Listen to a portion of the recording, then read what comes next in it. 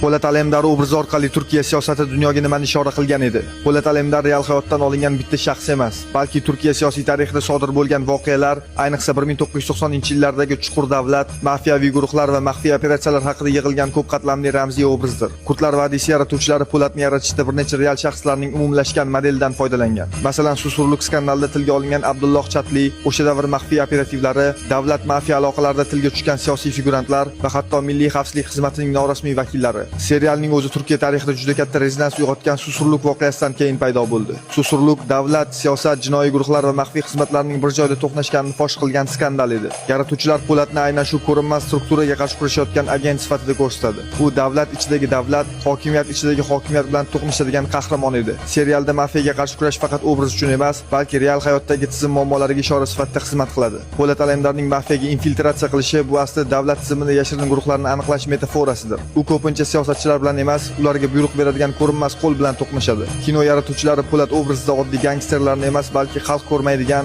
lekin siyosatni boshqarishga uringan maxfiy tuzilmalarni ko'rsatmoqchi bo'lgan. Shu bois Po'lat nafaqat kuch ishlatadi, balki siyosiy strategiya bilan harakat qiladi. U siyosatchilarning emas, tizimning niqobsiz qiyofasini ochishga urinadi. Tanqidchilar va siyosatshunoslar serialni tahlil qilganda aytishadiki, Kurdlar vadisi Turkiya jamiyatida ochiq ayta olmaydigan mavzularni kino tili orqali gapirdi. Davlat ichidagi ikki qutb, siyosiy manipulyatsiyalar, mafkuraning qurolga aylanishi, xalqning nomidan yashirin kuchlarning harakat qilishi haqida gapirdi. Po'lat Alemdar ana shu murakkab tizimda toza davlat idealini himoya qiladigan, korrupsiya va maxfiy guruhlarga qarshi kurashadigan qahramon sifatida qurilgan. Yaratuvchilarning o'zi ham bir necha intervyularda Po'lat bitta odamdan emas, balki Turkiyaning yashirin tarixidan tug'ilgan obraz ekanini ta'kidlagan. Serialning mashhurligi va kuchli siyosiy rezonansi shuni ko'rsatadiki, Po'lat obrazi tomoshabinni mast qiladigan bir qahramon emas, u real hayotdagi tuzilmalar, skandallar va hokimiyat ichidagi kurashlarning ramziy timsoliga aylangan.